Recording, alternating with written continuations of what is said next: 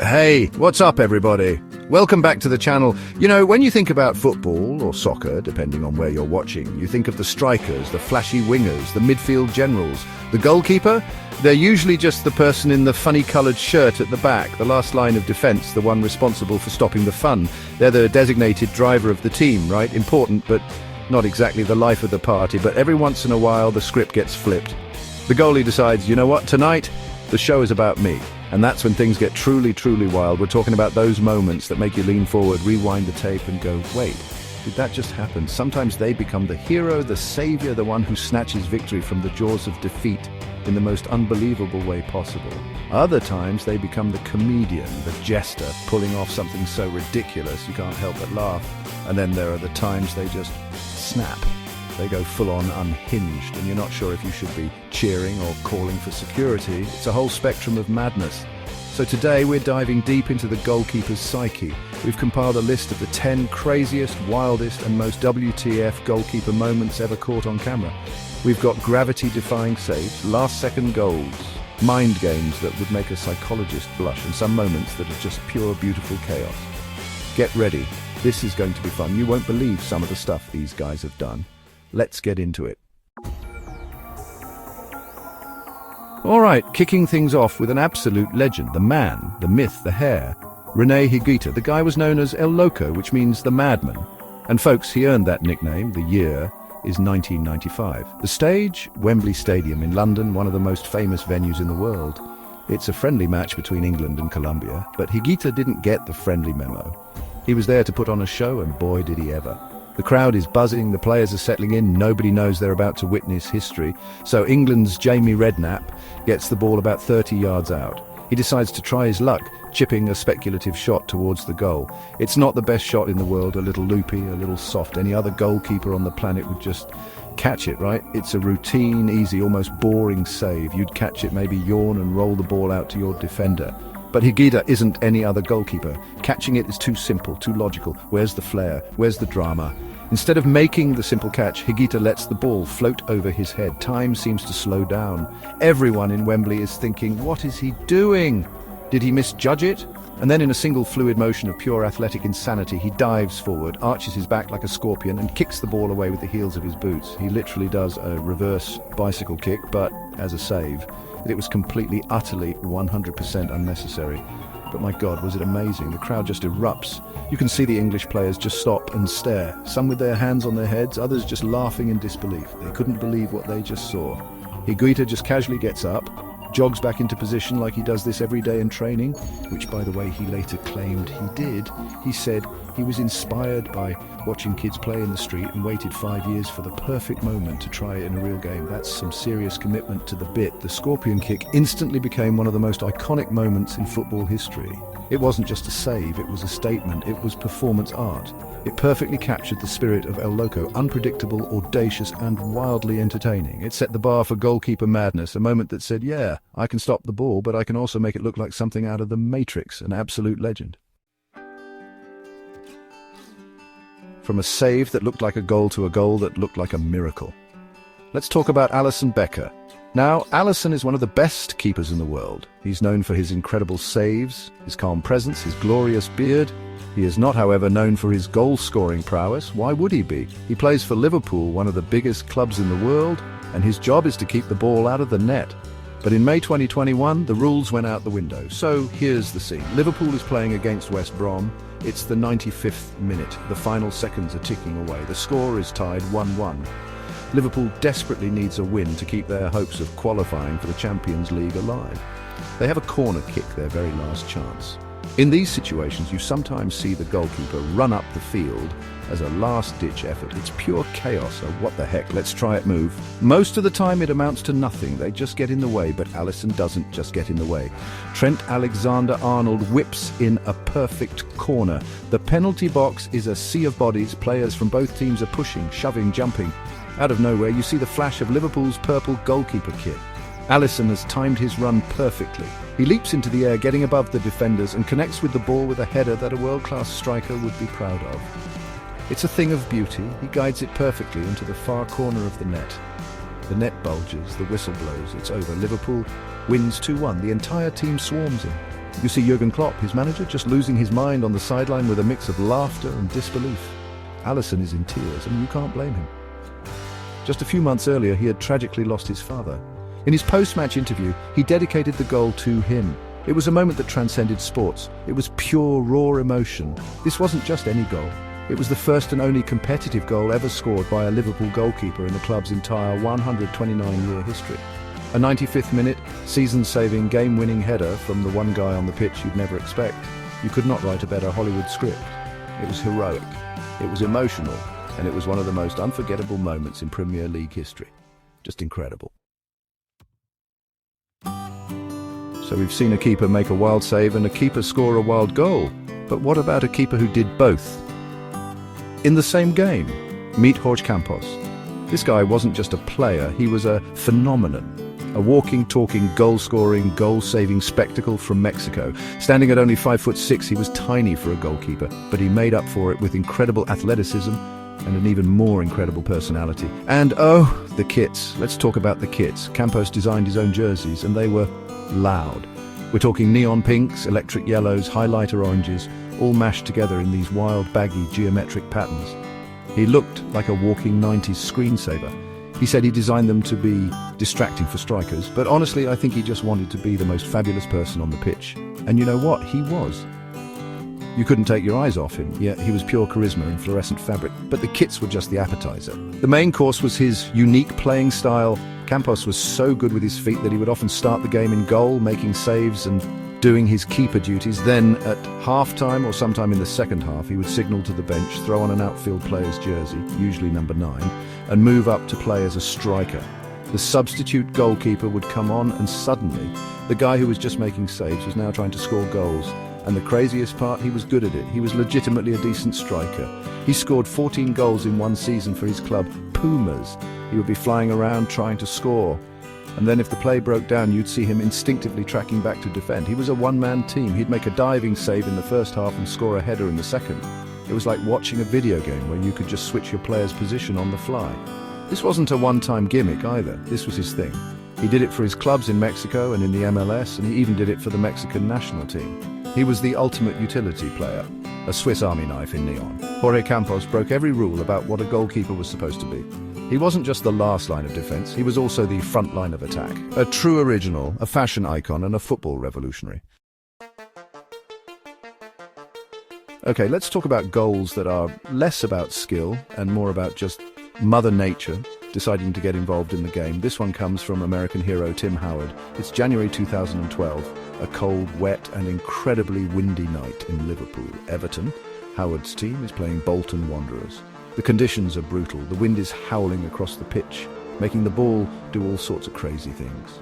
It's the kind of night where you just want to stay inside with a cup of tea, honestly. So early in the second half, the ball is passed back to Tim Howard in his own penalty area. He does what any keeper would do. He takes a big swing at it, looking to launch the ball as far down the field as possible, just a routine clearance to get the ball away from his goal. He connects well, it's a huge kick. The ball sails high into the night sky, caught in the swirling wind. It looks like it's going to be a long, hopeful punt downfield for his strikers to chase. But the wind had other ideas. The ball just keeps going and going and going. It's like it's attached to a rocket, mate. It sails over the heads of every single outfield player. The Bolton goalkeeper, Adam Bogdan, is watching it come down. He's positioned just outside his own penalty area, getting ready to deal with the bounce. He's probably thinking, okay, let it bounce once, then I'll collect it. A simple plan, except the plan goes horribly wrong. The ball takes a massive, freakish bounce right over Bogdan's head. The wind gives it one last, cruel push. Bogdan scrambles backward, tripping over his own feet as he tries to recover, but it's no use. He can only watch in horror as the ball, kicked from about 100 yards away by the opposing goalkeeper, bounces once and lands perfectly in his own net. It's a goal. From the other keeper, from inside his own box. The stadium is stunned. The Everton fans go wild, but Tim Howard doesn't celebrate. You can see him on camera just shaking his head, looking almost embarrassed. He later said he felt terrible for Bogdan because he knew how awful it must feel. It was pure sympathy from one member of the goalkeepers' union to another. It was a one-in-a-million shot, a bizarre, wind-assisted, accidental masterpiece. A goal so fluky, so impossible that even the guy who scored it couldn't bring himself to celebrate. We've had the artist and the accident. Now let's talk about the revolutionary, the man who redefined the position for the modern era, Germany's Manuel Neuer. Before Neuer, goalkeepers mostly stayed in their box. They were goalkeepers. Neuer, he was more of a goal area and also that entire half of the field keeper. He perfected the role of the sweeper keeper, essentially acting as an 11th outfield player. And the 2014 World Cup in Brazil was his masterpiece. Germany went on to win that World Cup, and a huge part of their success was Neuer's insane, high-risk, high-reward style. Their defensive line played very high up the pitch, which is risky. It leaves a ton of space behind them for fast strikers to run into. Normally, that would be a disaster, but Germany had Neuer. He was their insurance policy. He didn't wait in his goal. He patrolled the space behind his defenders like a hawk. The game that perfectly showcased this was their round of 16 match against Algeria. Algeria's game plan was simple. Sit back, defend, and launch long balls over the top for their speedy forward, Islam Slimani. Against any other keeper, it would have worked. But Neuer was not any other keeper. Time after time, a long ball would be played. Slimani would be through on goal, and out of nowhere, Neuer would come sprinting 30, sometimes 40 yards out of his goal to intercept the pass. He wasn't just kicking it away either. He was tackling, slide tackling like a world-class defender. He was heading the ball away on the halfway line. At one point, he sprinted out to the left wing near the touchline to make a tackle. He was basically playing as a centre-back, a full-back and a goalkeeper all at the same time. His heat map from that game looked less like a goalkeeper's and more like a midfielder's. It was absolutely bonkers to watch. This wasn't reckless, it was calculated genius. He had the speed, the game intelligence and the confidence to pull it off. He completely neutralised Algeria's main threat and allowed Germany to keep playing their high-risk attacking football. He showed the world that a goalkeeper could be more than just a shot stopper. They could be a proactive, aggressive playmaking force. He changed the game, and his 2014 World Cup performance was the ultimate exhibition of the sweeper keeper in all his glory. From a keeper who changed the game with his feet, we go to one who changed it with his mind and his mouth. Let's talk about Argentina's Emiliano Martínez and his masterclass in psychological warfare during the 2022 World Cup final. Penalty shootouts are already the most stressful situation in sports. It's a pure test of nerve. And Dibu Martínez decided to make it his personal playground of villainy. Throughout the tournament, particularly in the quarterfinals against the Netherlands and the final against France, Martínez was a menace. He wasn't just trying to save penalties, he was trying to break the penalty takers before they even kicked the ball. He was the ultimate troll, the final boss of mind games. He would delay, he would taunt, he would dance. He did everything he could to get inside the opponent's heads. Against France in the final, he was on another level. Before Aurélien Tchouaméni stepped up for France, Martínez grabbed the ball. Instead of handing it to him, he casually tossed it away to the side, forcing Tchouaméni to go and fetch it. It's a small thing, but it just disrupts the rhythm, gives the player more time to think, to doubt. He would stare them down, smirk and say little things to them. He even did a little shoulder shimmy dance after one of his saves. It was pure, unadulterated gamesmanship. And it worked. Tchouaméni put his penalty wide. Kingsley Coman had his save by Martínez. The French players looked rattled. Martínez, on the other hand, looked like he was having the time of his life. He fed on the pressure, on the drama. He was the villain of the story, and he played the part to perfection. He single-handedly tilted the mental battle in Argentina's favour, helping them win the World Cup. Then came the awards ceremony. Martínez won the Golden Glove Award for the best goalkeeper of the tournament. The award itself is a giant golden hand. Most players would hold it up, smile for the cameras. Dibu? He held the trophy to his groin and made a crude thrusting gesture towards the crowd. It was shocking, it was vulgar, it was completely unhinged. And it was 100% Dibu Martínez. Love him or hate him, you can't deny he was the main character. If Dibu Martínez is a psychological villain, Germany's Oliver Kahn was a straight-up physical menace. They called him Der Titan, and he played with an intensity that honestly bordered on terrifying. Kahn didn't just play football, he went to war every single time he stepped on the pitch. He was famous for his explosive temper and his belief that, well, fear was a totally legitimate tactical tool. And get this, he wasn't just scary to his opponents, his own teammates were scared of him too. There are so many classic Oliver Kahn moments of pure rage. One of the most famous came in a game for his club, Bayern Munich, against Borussia Dortmund. During the match, he got into it with Dortmund striker Heiko Herrlich. As they squared up, Kahn leaned in and looked like he was actually trying to Herrlich on the neck, like a vampire. a very angry German vampire. Herrlich just looked stunned. It was honestly bizarre and incredibly intimidating. But wait, there's more. In the very same game, Kahn went full-on kung fu. As a corner came in, he came flying out of his goal, ignored the ball completely, and just launched himself feet first, studs up, right into the chest of another Dortmund player, Stefan Chapuisat. It was a straight-up assault. How he didn't get a red card for that is, one of football's great mysteries. He was a human wrecking ball. His own teammates weren't safe either. He was famous for grabbing his defenders by the jersey, screaming in their faces if they made a mistake. There's a legendary clip of him physically shoving his own giant defender, Samuel Kaffour, and yelling at him after a goal was conceded. The guy was just a ball of concentrated fury. He demanded perfection, and if he didn't get it, he would let you know, loudly and physically. Kahn's philosophy was simple. Dominate your box, dominate your opponents, dominate your own defenders if you have to. He played with a fire that, honestly, few have ever matched. He was aggression personified. While some keepers tried to calm things down, Kahn's approach was to escalate everything to DEFCON 1. He was terrifying, he was captivating, and he was without a doubt one of the most intense characters the game has ever seen. Let's move from pure aggression to pure groovy weirdness. The scene is Istanbul, 2005. It's the Champions League final, the biggest game in club football, Liverpool versus AC Milan. The game itself was just insane. Liverpool were down 3-0 at halftime, looked dead and buried, and then mounted one of the most incredible comebacks ever to tie it 3-3. The game goes to a penalty shootout. The pressure is absolutely immense. And Liverpool's goalkeeper, Jerzy Dudek, decides to get, funky. Before the shootout, Liverpool's defender Jamie Carragher went up to Dudek. He told him to try and distract the Milan players, to do anything to put them off. He suggested he imitate the spaghetti legs dance that former Liverpool keeper Bruce Grobbelaar did in the 1984 final to help them win. Dudek, a Polish keeper not particularly known for his dance moves, decided to give it a go, and what followed was pure unscripted genius.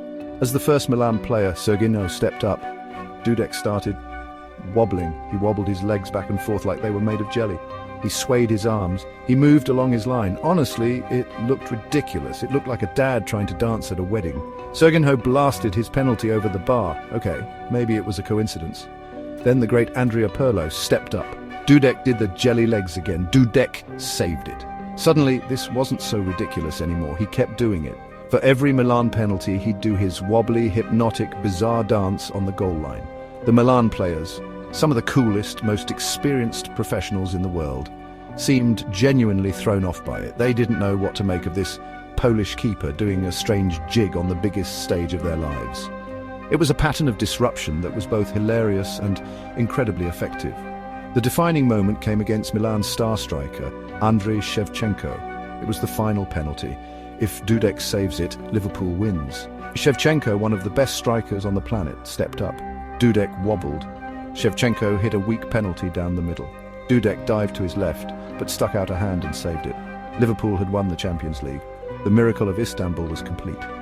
Thanks in no small part to Jerzy Dudek's goofy, glorious jelly legs dance. This next one is fresh, and it combines mind games, late-game heroics, and a little bit of sneaky acting. Meet Ivan Provedel, the goalkeeper for Italian club Lazio. The year is 2023. Lazio are playing Atletico Madrid in the Champions League. It's their first game back in the big competition. And it's not going well. They're losing 1-0 as the clock ticks deep into stoppage time. We're talking 95th minute. The final whistle is moments away. Earlier in the game, Provedel had gone down with what looked like a bit of an injury. He was holding his leg, grimacing, taking his time. It's a classic keeper move to slow the game down, to kill the opponent's momentum. You see it all the time. It's a bit of gamesmanship, part of the dark arts of goalkeeping. Nobody thought much of it at the time, other than maybe some annoyed Atletico fans, but this was all just foreshadowing for the madness to come. So it's the 95th minute. Lazio win a corner, it's the last chance saloon. Just like Alisson Becker, Provedel decides to abandon his post and make the long run up the field. He's not just jogging up there to be a big body in the box, though. He has intent. He looks like a striker who knows exactly where he needs to be. He's pointing, directing traffic, getting himself into position. This isn't a hopeful run, it's a calculated attack. The corner is taken by Luis Alberto. He whips the ball into the box. Atletico's defenders are trying to mark Lazio's players, but nobody is marking the goalkeeper. Why would you? Provedel makes a brilliant darting run towards the near post, completely unmarked. He gets in front of the defenders, leaps into the air and connects with a perfect glancing header. The ball flies past the Atletico keeper, Jan Oblak, and into the back of the net. The stadium goes absolutely ballistic. Provedel has scored a 95th minute equaliser in the Champions League. He sprints away, celebrating like he's just won the lottery. It was a moment of pure, unadulterated joy and shock. The guy who was faking an injury minutes earlier had just become the hero. He became only the 4th goalkeeper in Champions League history to score a goal, and only the 2nd to score from open play. A masterclass in the dark arts and late-game heroics. So far, we've had skill, mind games and freak occurrences, but sometimes goalkeepers just want to fight. The pressure cooker boils over, the red mist descends, and the guys in the gloves decide to throw hands. It's rare, but when it happens, it is absolute chaos. Welcome to Goalkeeper Fight Club. The first rule of Goalkeeper Fight Club is you have to see this stuff to believe it. One of the most bizarre instances involved Sheffield Wednesday's goalkeeper Kevin Pressman getting sent off 3 times in one season. In one of those, he was sent off after just 13 seconds for handling the ball outside his box, but his teammate goalkeeper Tony Warner has a story that's even crazier. During a match for Millwall, Warner got into a heated argument with his own defender, Sean Hutchinson. It escalated until Warner literally started chasing his own teammate around the pitch, trying to fight him. Their other teammates had to physically restrain their own goalie. Then you have the keeper-on-keeper violence. It's the ultimate showdown. The 2 lone wolves of the pitch finally meeting in the middle. In a match between Deportivo and Villarreal, a massive brawl broke out. Both keepers, Dudu Awate and Pepe Reina, yes, that Pepe Reina, sprinted from their goals to join the melee. They were right in the thick of it, grabbing, shoving and looking ready to go. Seeing 2 guys in giant gloves and brightly coloured jerseys trying to fight each other in the middle of a 20-man scrum is a special kind of sports chaos. And let's not forget the South American leagues, where passion often spills over into pure pandemonium. There are countless examples of keepers acting as enforcers. A famous one involves Paraguayan legend José Luis Chilavert, another scoring keeper. After a match, he was caught on camera spitting in the face of Brazil's Roberto Carlos. He was a phenomenal player, but had an incredibly short fuse. He was never ever afraid of a confrontation. These moments show the raw, unfiltered passion of the position. Goalkeepers are under constant pressure, isolated and exposed. Every now and then, that pressure causes a spectacular explosion. Whether it's fighting an opponent, a teammate, or the other goalie, when a keeper decides it's time to throw down, you know you're watching a truly unhinged moment in football history. And there you have it, 10 moments that prove goalkeepers are not just on the pitch to make saves. They are artists, warriors, comedians, and sometimes they're just completely out of their minds. From the balletic grace of the scorpion kick to the sheer, unadulterated villainy of Dibu Martinez's mind games, these keepers decided to steal the show and create moments that we will never, ever forget. They are the guardians of the goal, but also the guardians of glorious, unpredictable madness. Of course, for every moment on this list, there are dozens of others we could have included. We have to give some honourable mentions. What about the Brazilian legend Rogério Ceni, who scored an unbelievable 131 official goals in his career from free kicks and penalties? Or Paul Robinson's goal for Tottenham, another wind-assisted freak goal from a free kick inside his own half. And we can't forget the beautiful, pure chaos of any time a keeper comes up for a last-minute corner and the other team gets the ball and has an empty net to shoot at. It's Heart Attack City. The goalkeeper is truly a unique breed, and these moments are a testament to their wild spirit. But now I want to hear from you guys. What did you think of our list? Did we miss any of your favourite crazy keeper moments? Which wild goalkeeper moment blew your mind the most? Let us know down in the comments below. We love reading them. Thanks for watching. Don't forget to like and subscribe, and we'll see you in the next one.